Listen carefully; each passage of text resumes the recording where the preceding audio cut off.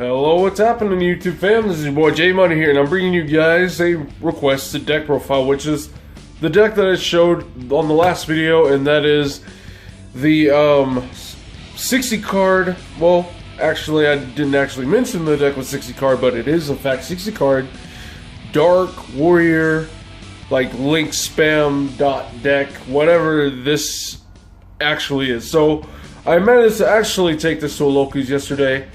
And, you know, in the technical sense, I didn't go undefeated because in the finals I lost to time because fuck the clock. But had I been able to finish my combo and go to my battle phase, I would have won the entire thing. So, you know what? You know, may as well just say I went undefeated. But anyway, this deck actually performed a lot better than I thought I did. I went against Gokis, I went against World Chalice, I went against Pendulums, I went against Bricksters. Let's see what else I went against.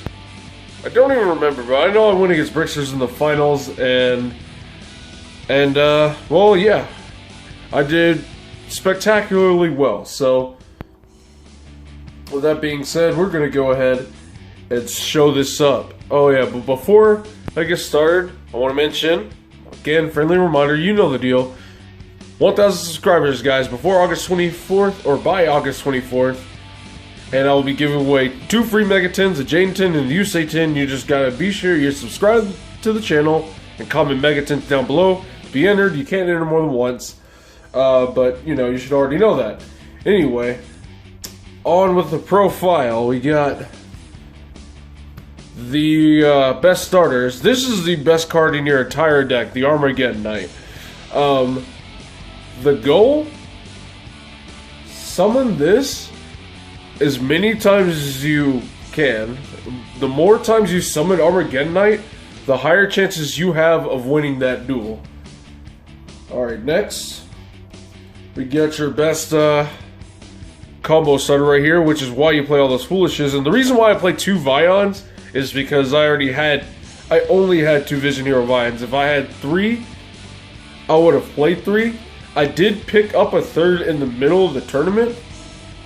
However, yeah, that's cheating, you know, if I decided to just throw it in the middle of the damn tournament. So I really didn't have a side deck either, so I just threw it in part of my side deck. So yeah, Malicious, best way to get to a Zold. If you access a Zold in this deck, you win. Alright, so next we got Summoner Monk. It is your second best card in your deck after you get started and you want to perform your combos. You want to summon more Armageddon Knights with Summoner Monk. You want to summon Rescue Ferret and get your setup and everything. So Ronnie Captain because it's a warrior and whatnot. I don't know how often you're able to make Invoker in this deck. I've made Invoker like once, I think. I don't know. So I might actually take Invoker out of my deck. So next, on to some packages. We got the Goki package. Very, very, very small Goki package. We got 1 Suprex, 1 Headbat, 1 Octastretch, and 1 Rematch. This is literally just to set up your Link play. And that's it. You know, it sets up your Link play for your main combo. That is the only reason why we play this. Next, you got your Dino package, which, well, we already know. It's there for your Full Force Virus play, really. Next, you got your Kaiju package, your Waterfront, your Gamma Seal. I would probably want to play more Kaijus. However, I don't have the space for it necessarily. So there's that. And next, the last package, we got your Spirit Pendulum package. They're all warriors. And so you can search them off of his Zold. And you can scale them. You know, so that gets around his Zold. Not only that, but once you Pendulum summon, those scales go right back to your hand. Which is very, very important for keeping your hand size and keeping your... let's say if you don't want a Phoenix Blade right away because you already banished too many targets and you don't want to banish your Malicious and whatnot, you know, those are excellent discard targets. So next you got your one-of tech cards. Your Zephyros the Elite, your Trudeau. Steam the Cloak is too damn good. Bring back, please release Needle Fiber. So yeah, we got these, we got the Ibly, we got the Rescue Ferret, got your Sangan, got your Droll Lockbird, and you got your Mare to top these off with the unsearchable, with the one-ofs. So, on to the spell cards. So that was a lot of monsters we just went through. So, we got Rhoda, Foolish, and your 3 Reborns. This is pretty standard in any deck with Warriors. Well, this isn't really all that standard, but the Reborns and the Rhodas are. So, yeah. Alright, next we got 3 Call by the Grave because we're playing 60 cards, and you don't want to get shut down by Droll Lockbird. I'd much rather get hit with an Ash and a Droll in this deck because, well, I do a lot of drawing and a lot of searching. So we got the Phoenix Blade. The reason why we have such a big hand size. Now you got your Bamboo package. Oops, your 1, your 3, and your 3. So I've drawn 4 to 6 cards a lot of times with this, because if you open one of these swords, you're likely going to get a draw 4. Because you're mulliganing and you're drawing a lot after you already did extreme amounts of deck thinning from the get-go. The last of the spells, we got 2 Link Bounds and 2 Pot of Inquisitiveness. Since I don't have a second Saryuja, I am forced to play Link Bound to get more mulligans, and this came up quite a bit, actually. I will purposely link off Firewall, activate this just to put it back in the extra deck, draw 4 cards.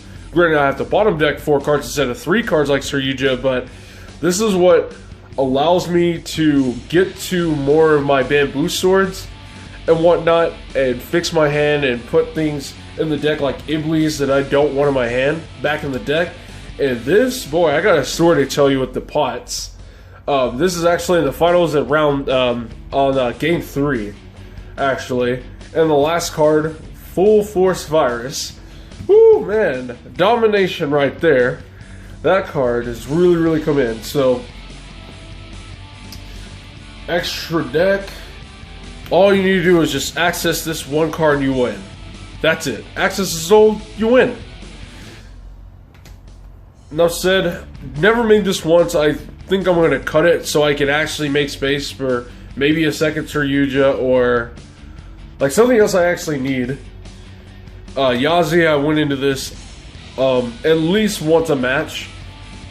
Half the time it's not even to break their board. It's half the time it's like I summon Ibly with my Mermaid, and then I will summon Ibly on my opponent's board after I link it off, make Yazi, blow up the Ibly to summon the Mare, get the 4 tokens, and just start really going crazy with my link plays, and try to manipulate my board to make Curious. Next we got Link Rebo. Then we got the Nightmare cards. We got a Mermaid, a Goblin, a Cerberus, 2 Phoenix. I actually like double Phoenix over a double Goblin, a Unicorn, and Griffin. Griffin is likely the most important one because it allows you to actually set your Full Force Virus that you just set with Curios. Speaking of Curios, we got Curios, Summon Sorceress, Saryuja, the card I need 2 of. Curious is actually pretty amazing. Well, this is the whole reason I'm even playing this kind of deck in the first place, is because Curious allows me to send anything I want. In this case, Full Force Virus so I can auto-win. And Firewall Dragon, the best Link monster. Like, literally, this deck would not even be possible to play if it weren't for this card. This is what I love about this card so much. It actually allows innovation. It allows me to just build, like, the most random bullshit, and it works. You know, it allows me to play decks like these. So, If you guys are hearing that noise, it means I'm at work. There's Trucker.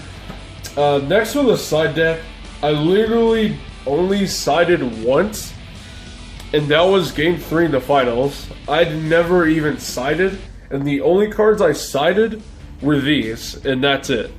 This is literally it. I picked this up in the middle of the tournament, so I threw it in my side deck, my non-existent side deck. This, for one, I just needed more starters, and this because, I don't know, because I can, because I go through the deck so hard, and I literally just picked this up after the tournament, so that's why this wasn't in there, because I didn't, I couldn't find my Eradicator, so I had to go and pick another one up, so there's that. Anyway, for those of you who were pretty confused, I did say you summon this as much as humanly possible, so you can, because the more you summon it, the higher chances you have of winning that duel.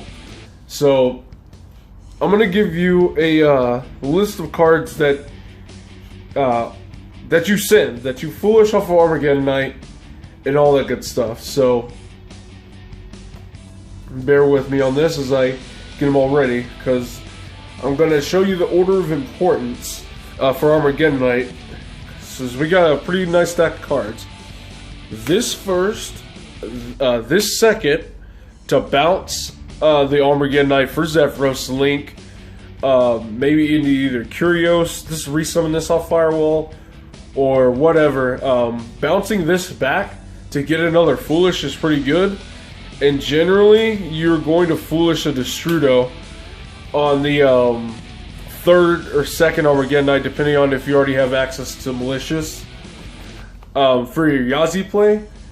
And generally, at that point, you're going to Foolish this Overtext, so you can get your pill to go into another Overtext to get your Virus card live.